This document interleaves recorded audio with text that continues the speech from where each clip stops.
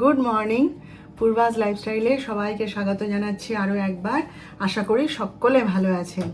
তো এখন আজকে হচ্ছে গিয়ে সোমবার, আর এখন বাজে হচ্ছে বেলা প্রায় 11টা। এই যে চা জলখাবার খাওয়া শেষ করলাম। যিশুর চাটা বানিয়ে রেখেছি, সে তো বেরিয়ে গেল কাজে, বললো আমি আসছি এসে খাবো। তো ওর চা বিস্কুট চাপা দেওয়া আছে, আর আমি এই যে দরজাটা খুলে বসে, এই জায়গাটা আমার সব থেকে প্রিয়, আপনারা তো জানেন। দরজাটা খুলে বসে একটু চা আর সুজি খেলাম। ওটাই মানে চট করে বানিয়ে নেওয়ার জন্য, চটজলদি খাবার ওইটাই। তো যাই হোক, কালকে যে ভিডিওটা ছেড়েছিলাম সেটা যে আপনাদের এত ভালো লেগেছে, তার জন্যে অনেক অনেক ধন্যবাদ, অনেক অনেক ভালোবাসা জানাচ্ছি। আমি যে শর্ট ভিডিওটা ছেড়েছিলাম সেটা তো দেখছি আপনাদের বেশি পছন্দ হয়েছে। আমার খুব ভালো লাগছে। বাড়ির সবাইকে দেখিয়েছি। আমার শাশুড়ি মা সকালবেলায় এসেছিলেন, মাকেও দেখালাম। বলছে আচ্ছা আমি পরে এসে, আমি চশমা আনিনি, আমি পরে এসে ভালো করে বসে একটু দেখবো, আমাকে দেখাবে তুমি কি ভিডিও ছেড়েছো। আমি বলি আচ্ছা। তো আপনাদের সঙ্গে আনন্দটা শেয়ার করতে পারলেই আনন্দটা আরও বেশি হয়, তাই না? আনন্দ তো আর একা একা করা যায় না, আনন্দ সবার সাথে ভাগ করে নিতে হয়। আমার বাবা তো সেই কথাই বলতেন।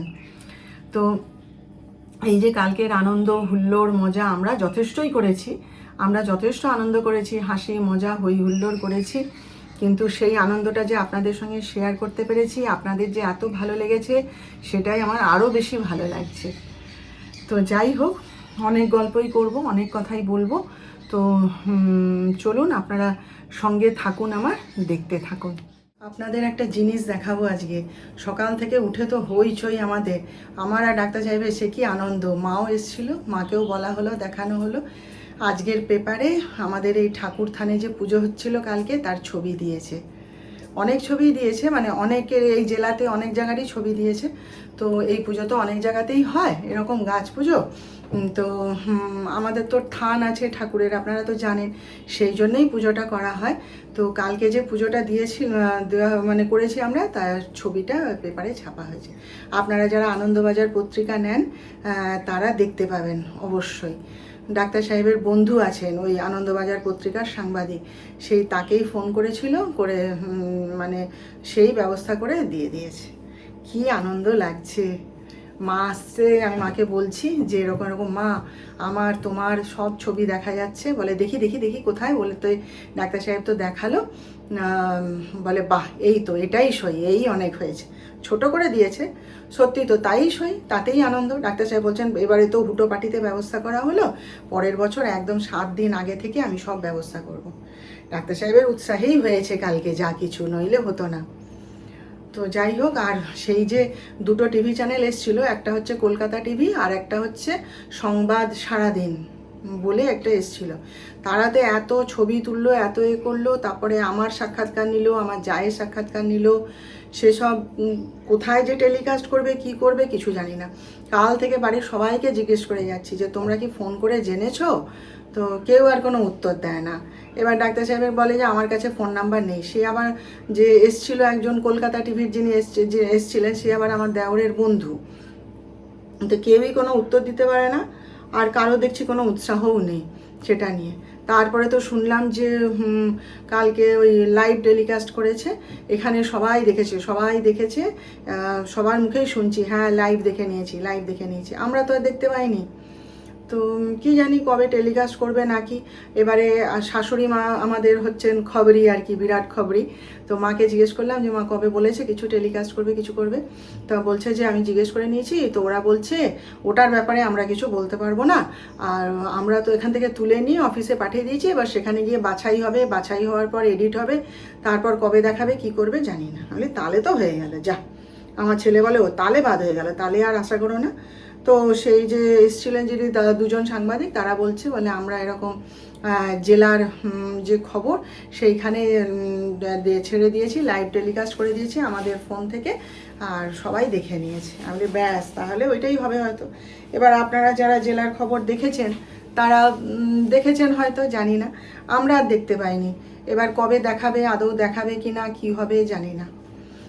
আগের বার যখন তখন যিশু ছোট্ট 4 বছর বয়স এরকম, তখন না ইটিভি ছিল না, সেই ইটিভি এসেছিল, তারা কিন্তু অনেক ভালো দেখিয়েছিল। এবং যেদিন নিয়ে গেছিলো তার পরের দিনই আমরা সবাই মানে দেখেছিলাম টেলিকাস্টটা। তখন আমার ননদ এখানে, নন্দাই বেঁচে আছে, ননদের ছেলেগুলো তখন ছোট্ট ছোট্ট। তো আমরা সবাই দেখেছিলাম বসে হই হই করে। তো সে এখন তারা ভালো করেছিল, এবার এরা কি করবে কে জানে। ডাক্তার সাহেব বলে দূর, এভাবে হবে না, যা হয়েছে হয়েছে, এবার হোক, পরের বার আমি নিজে কথা বলে ব্যবস্থা করে ভালো করে নিয়ে আসবো সব। তো যেটুকু পেয়েছি তাতেই আনন্দ, তাই না? তাই বা কম কি, লাইভ টেলিকাস্ট করেছে, আমরা দেখতে পাইনি তো কী হয়েছে, আপনারা তো দেখতে পেয়েছেন, যারা দেখেছেন তারা দেখে নিয়েছেন। এই তবে একটু দেখলে ভালো হতো, আমি অত সাক্ষাৎকার দিলাম, অত কিছু বললাম, একটু দেখতে পেলে ভালো হতো আর কি। দেখা যাক কখন দেখাবে কিনা জানি না। আমি যখন কলেজে পড়ি জানেন, ওই রাজা নরেন্দ্রলাল খান মহিলা মহাবিদ্যালয়, যেটা আপনাদের মিষ্টি আলাপে দেখালো, ওই কলেজটা থেকে আমি উচ্চ মাধ্যমিক পাশ করেছি আর গ্র্যাজুয়েশনও করেছি। তারপর কলকাতায় চলে গেছিলাম পড়তে। তো যাই হোক, ওই কলেজ থেকে আমি বাংলা অনার্স নিয়ে গ্র্যাজুয়েশন করেছিলাম। তো আমাদের বাংলা অনার্সে একটা পেপার ছিল জানেন, লোক সংস্কৃতি বলে একটা বিষয় ছিল আর কি, পেপার ছিল। তো সেটার তো কোনো বই ছিল না, সেটা ওই ম্যাডামরা যে লেকচার দিতেন যা সেইগুলো সমস্ত সংগ্রহ করতে হতো, করে নোট বানাতে হতো, পড়তে হতো, খাতা তৈরি করতে হতো, এইরকম। তো সেই লোক সংস্কৃতির ওই পেপারটার উপরে না প্র্যাকটিক্যাল করতে হতো জানেন। তা আমাদের একবার এই যে খড়গপুরের কাছে বোধহয় নারায়ণগড় বলে একটা জায়গা আছে না, সেইখানে আমাদের বাংলা অনার্সের সমস্ত মেয়েদেরকে নিয়ে ওই বাংলা ডিপার্টমেন্টের যত টিচার সবাই মিলে প্র্যাকটিক্যাল করতে যাওয়া হয়েছিল। ওটা প্রত্যেক বছরই নাকি যাওয়া হতো। তো সেখানে গিয়ে আমরা 2-3 দিন ছিলাম, সেখানেও ক্লাস করা হতো। খুব সুন্দর জায়গাটা জানেন, খুব সুন্দর জায়গাটা। আমাদের সবাইকে একটা বড় হলঘর দিয়ে দিয়েছিল, বিরাট আনন্দ হয়েছিল সেখানে। আর দিদিরা অন্য ঘরে থাকতেন, ম্যাডামরা। তো যাই হোক, সেইখানে ওর পাশে একটা মানে আদিবাসী অধ্যুষিত গ্রাম আছে আর কি।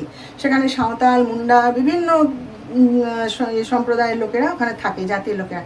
তো সেইখানে আমাদেরকে নিয়ে যাওয়া হতো, নিয়ে গিয়ে প্র্যাকটিক্যাল করানো হতো। তাদের জীবনযাত্রা সম্পর্কে আমরা কথা বলতাম তাদের সঙ্গে, তাদের ছবি তুলতাম, সেই সমস্ত সংগ্রহ করে এনে না খাতা বানাতে হতো জানেন, লোক সংস্কৃতির খাতা। এবং সেই বিষয়টার উপরে কিন্তু অনেক নম্বর ছিল, এই পেপারটার উপরে 100 নম্বর ছিল। তা সেই পেপারটা তো বানিয়েছিলাম, খুব সুন্দর করে খাতাটা বানিয়েছিলাম জানেন। তারপরে আমাদের যিনি রমাদি ছিলেন, বাংলার হেড অফ দ্য ডিপার্টমেন্ট, উনি ওই বিষয়টা নিতেন আর কি, ওই পেপারটা। তো উনি বললেন যে এরকম লোক সংস্কৃতির যেহেতু খাতা, সে লোক সংস্কৃতির সঙ্গে সম্পর্ক রেখে এরকম ছবি আঁকতে হবে।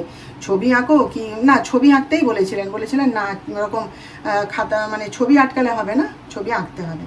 এবার কি করি, তখন আমার মা খোঁজ নিয়ে এলো, আমাদের পাড়ায় একজন এরকম আছেন যিনি মেদিনীপুর আর্ট কলেজের প্রফেসর। তো উনি এরকম ছবি এঁকে দেন মেয়েদের, বাচ্চাদের।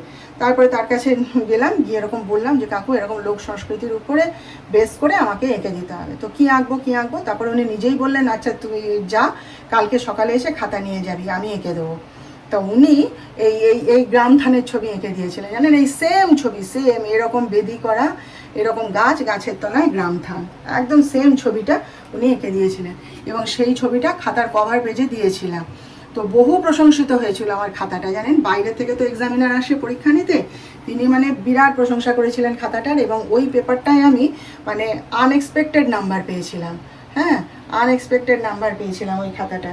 তো সেই খাতাটা মায়ের কাছে ছিল, অনেক দিন ছিল, তারপরে কোথায় গেল জানি না। তো খাতাটা খুব সুন্দর করে আমি বানিয়েছিলাম জানেন। তো সেই থেকে এটা আমার মনের মধ্যে ছিলই, যেহেতু ওইটা আমি অত প্রশংসা পেয়েছিলাম, একটা মনের মধ্যে ছিল। তারপর যখন বিয়ে হয়ে এসে এখানে এই জিনিসটা দেখলাম, আমি চমকে গেলাম জানেন, একদম সেই সেম জিনিসটা এখানে, তো আমার মন এখানে আটকে গেল। তো সেই থেকে আমি এইটা খুব পছন্দ করি। মাঝখানে করোনার সময় বন্ধ হয়ে গেছিলো, আগে তো আরও বিরাট ভিড় হতো। যারা মেয়েরা মানে জামাই ষষ্ঠী করতে আসছে তারাও এখানে পুজো দিতে আসতো। এমন অনেকে হয়েছে জানেন, যাদের বাচ্চা টাচ্চা হয়নি, তারা এখানে মানত করেছে, মানত করার পর তাদের বাচ্চা হয়েছে, সেই বাচ্চা কোলে নিয়ে এখানে পুজো দিতে এসছে। বিরাট দেখতাম আমি, তখন ভিড় হতো, দাঁড়ানোর জায়গা থাকতো না। তারপরে আর এই যে বিভিন্ন রিচুয়ালসগুলো হয়, ওই যে চাল আঁচলে দেওয়া, এর আঁচল থেকে ওর আঁচলে, তার আঁচল থেকে তার আঁচলে, আমার খুব ভালো লাগে। সিঁদুর পরানো, তারপরে যে ষষ্ঠী ঠাকুরের মাথায় ফল দিয়ে টক দই দেওয়া, দিয়ে মনস্কামনা বলা, তারপরে ওই যে কুলোর বাতাস করা, এই যে বিভিন্ন রিচুয়ালসগুলো না আমার ভীষণ ভালো লাগে। যার ফলে কি বলুন তো, আমার এত ভালো লাগে যে আমি মানে আর ওই জামাই ষষ্ঠীর দিনটা, ওই পুজো ষষ্ঠী পুজোর দিনটা আমি কোথাও যেতে চাই না, আমার মন এখানে আটকে গেছে। আর আমি এগুলো ভালোবাসি জানেন তো, শুধু আমাদের এখানে নয়, বিভিন্ন জেলাতেই এটা হয়। আপনারা পেপারে দেখেছেন তো নিশ্চয়ই, বিভিন্ন জেলাতেই এর এই গাছ ষষ্ঠীর পুজো হয়। তো যাই হোক, এটা তো লোক সংস্কৃতি, তাই না? লোক সংস্কৃতির অঙ্গ একটা। তো এগুলো তো আর কলকাতার উপরে পাওয়া যাবে না, বা অন্য কোথাও হয়তো হয় না, এগুলো মফস্বল এলাকা, টাউন এলাকা, ওই জন্য এখানে এগুলো এখনও আছে। তো আমার এগুলো খুব ভালো লাগে, বুঝলেন তো, খুব ভালো লাগে। আর এগুলোর সঙ্গে হাসি মজা আনন্দ হুল্লোড়, তারপরে আমাদের পাড়া প্রতিবেশী যেমন আছে, আমাদের আত্মীয় স্বজনরাও তো চারপাশে আসে, তারাও আসে, ফলে খুব আনন্দ হয়, খুব আনন্দ হয়। আর কালকের আনন্দটা মূলত ডাক্তার সাহেবের উদ্যোগেই উৎসাহেই হয়েছে। ওই বাড়ি বাড়ি গিয়ে সবাইকে খবর দিয়ে ডেকে ডেকে নিয়ে এসছে, যেরকম টিভি চ্যানেল আসছে এসো বলে নিয়ে এসছে। তাই ডাক্তার সাহেব বলছে, বলে ঠিক আছে, এবার তো হুট করে হলো, পরের বছর আমি বড় করে করব, বাজনা বাজিয়ে একদম বড় করে ধুমধাম করে করব। আর 7 দিন আগে থেকে টিভির লোকজনদের খবর দেবো, আরও চ্যানেলকে খবর দেবো, আসতে বলবো, আরও ভালো করে আমি দেখে শুনে ধীরে সুস্থে করব। মূলত ওর উদ্যোগে, ওর উৎসাহেই হয়েছে কালকে। হ্যাঁ, সেই জন্যেই মানে আমিও যুক্ত হয়ে পড়েছি, আমারও খুব ভালো লেগেছে। এখন আপনাদের দেখাই, এই হচ্ছে আজকের পেপার। হ্যাঁ, সোমবারের আনন্দবাজার পত্রিকা। হ্যাঁ, আপনাদের যাদের ঘরে আনন্দবাজার আছে, নেন, তারা দেখেছেন নিশ্চয়ই। আমি একবার দেখাই আনন্দ। এই যে দেখুন, আমাদের ছবি বেরিয়েছে, এই যে দেখছেন, এই দেখুন, এইটা হচ্ছে আমি, এটা আমার এক ননদ আর কি। এই যে আমাদের বামুন পুজো করছে, ধুলাদার ছবিটা ভালো উঠেছে। আর এই যে মা, আমার শাশুড়ি মা, এই যে দেখছেন, এই ছবিটা বেরিয়েছে। ডাক্তার সাহেব বলছেন পেপারটা গুছিয়ে রেখে দাও, নষ্ট করো না। কাকলি আবার আজকে আসেনি কাজ করতে। কালকে তো জামাই ষষ্ঠী ছিল, তার ননদ নন্দাই সব এসেছিল এখানে জামাই ষষ্ঠী করতে তাদের বাড়িতে। এবার সে একা বউ, তাকে সামাল দিতে হয়েছে, সবারই তো সংসার আছে, তাই না? তো সেই জন্যে সে সব কিছু করে টোরে নাকি বিকেলবেলার দিকে বাপের বাড়ি গেছিলো জামাই ষষ্ঠী করতে, গেছে আর কি জামাই ষষ্ঠী করতে। তাই আজকের দিনটা বাপের বাড়িতে থাকবে, থেকে তারপর আসবে, সেই জন্যে সে ছুটি নিয়েছে। এবার এদিকে আমার তো আঙুলে কি ব্যথা, আঙুল তো নাড়তে পারছি না, কিভাবে যে কাজ করছি সে আমি জানি। তারপরে আবার এই বাসন টাসন ধোয়া, ডাক্তার সাহেবকে যদি উচ্চারণ করতাম না ওর কাছে, ব্যাস কাজকর্ম ছেড়ে দিয়ে বসে পড়তো রান্না করতে, করতে, বাসন ধুতে। আমি ওই জন্য যতক্ষণ ঘরে ছিল উচ্চারণটি করিনি, ওইভাবে ওই আঙুলটিকে এরকমভাবে তুলে তুলে নিয়ে বাকি আঙুলগুলো দিয়ে দিয়ে যতটা পেরেছি বাসন ধুয়ে ঠুয়ে নিয়েছি, রান্নাঘর পরিষ্কার করলাম, বাকি আরও যা কাজকর্ম ছিল সে সমস্ত শেষ করলাম। এই কাজের হাতে ব্যথা হলে না খুব অসুবিধা হয়। আর আমার তো মানে একবার যদি ব্যথা লাগলো, এখন চলবে এখন বোধহয় 4-5 দিন, ব্যথা কমতে চায় না। কি জানি সুগার আছে বলে মনে হয়, নাকি কে জানে, জানি না। যাই হোক, আঙুলটা নিয়ে প্রচুর কষ্ট হচ্ছে, রান্নাটা করতেও দেরি হচ্ছে, কি করব এখন। আমি এখন এলাম একটুখানি চা করতে, চা খাবো। আজকে আমি একাই চা খাবো, কেন কি যিশু খাবে না। যিশু হচ্ছে তার রাজা মামার সেই নতুন বাড়ি করেছে রাধাবল্লভপুরে, সেইখানে গেছে। বাপরে, সে যদি দেখতেন, একবারে মামা ডেকেছে ফোন করে, দৌড় দৌড় দৌড়, 3 ভাই মিলে একবারে যে যার পোশাকে ছিল একদম সেই পোশাকে একদম দৌড়। গতকালই যাওয়ার কথা ছিল, তো গতকাল তো এই ওর এই কাকিমার বাপের বাড়িতে ওখানে খাওয়া দাওয়া হয়েছে, তারপরে সবাই ক্লান্ত হয়ে গেছিলো আর যায়নি। আমাকে সে বলছিল মামা ডেকেছে ওইখানে যেতে বলছে, আমি যাও। তা সে কালকে যেতে পারেনি, আজকে মামা নাকি ফোন করেছে হঠাৎ করে যে কিরে তোরা আসবি না, ব্যাস একবারে সে যদি দেখতেন, সে তার বাবা কথা বলছে, কথা বলার সময় নেই, সে দৌড়ালো, দৌড় দৌড় দৌড়, একবারে রাজা মামা ডেকেছে বাগান বাড়িতে। ওর বাবা বলে, বল বাগান বাড়ি না ফার্ম হাউস, কি তোর মামার এটা? বলে আমি জানি না, মামার নতুন বাড়িতে যাচ্ছি। তা মামা নাকি ওখানে আজকে থাকবে। এখন ওরা কি করে কি জানি, খাবার করতে তো বলে গেছে, করে রাখা হয়েছে। জানি না। তো আমি এখন এই যে নিজে একটু চা খাবো, আর ডাক্তার সাহেব ঘরেই আছেন। কথা টথা বলছিলাম, কণার রান্না হওয়ার অপেক্ষায় ছিলাম আর কি। কণার মানে ও যখন রান্না করে আর ডিস্টার্ব করি না। আগে থেকে যদি চায়ের সরঞ্জামগুলো সরিয়ে নিতে পারি, তাহলে টেবিলে যে আমার ইন্ডাকশান রাখা আছে ওতে করে নিই। কিন্তু যেদিনকে ভুলে যাই ধরুন, বা কণা তাড়াতাড়ি এসে পড়েছে, আমি ব্যস্ত আছি, সেদিন আর করা হয় না। তো সেই আমি ওকে ডিস্টার্ব করি না, বলি তুই তোর কাজ করে নে, তারপর আমি আমার চা করে নেব। তো এই কণা রান্না করে দিয়ে এখন গেল, আমি একটুখানি চা করলাম। তো চলুন, আপনাদের সাথে কথা বলতে বলতে আমার চা করাও হয়ে গেছে। এই যে চলুন দেখি একটু চাটা খাই, একটু ডাক্তার সাহেবের সাথে কথা টথা বলি, ঘরে আছে তো আজকে, একটু কথা টথা বলি, তারপর আবার আপনাদের সঙ্গে দেখা। এই যে আজকে হয়েছে আমাদের ডিমের ঝোল আর রুটি। যিশু খাচ্ছে, ওর দাদা এসছে, দাদার সাথে গল্প করছে আর খাওয়া দাওয়া হচ্ছে, এক্ষুনি নিয়ে গেল খাবার। আর আমি আজকে একটু ওটস খাবো। আমার ওটস খেতে না ভীষণ ভালো লাগে, ভীষণ ভালো লাগে। আর এইভাবে ওটসের রুটি আমার ভীষণ ভালো লাগে। আজকেও গোটা তুলতে পারি না, আমি ওটসের রুটিগুলো না মোটে গোটা তুলতে পারি না। ডাক্তার সাহেব যখন করে দেন কি সুন্দর ছোট্ট ছোট্ট গোল গোল সুন্দর করে দেন, আমি মোটে পারি না। যাই হোক, যা হয়েছে হয়েছে। আমি ওটস খেলাম, আমার রুটি করা আছে, ওটা সকালে জলখাবারে খাবো। এখন আমার রুটি খেতে ইচ্ছে করছে না, সেই জন্যে আমি ওটস খাচ্ছি। ঠিক আছে, তাহলে আজকের মতন এইখানেই শেষ করে দিচ্ছি। আবার আমাদের দেখা হবে। আপনারা ভালো থাকবেন, আর আজকের ভিডিও ভালো লাগলে একটা লাইক, শেয়ার ও সাবস্ক্রাইব করে প্লিজ জানিয়ে দেবেন।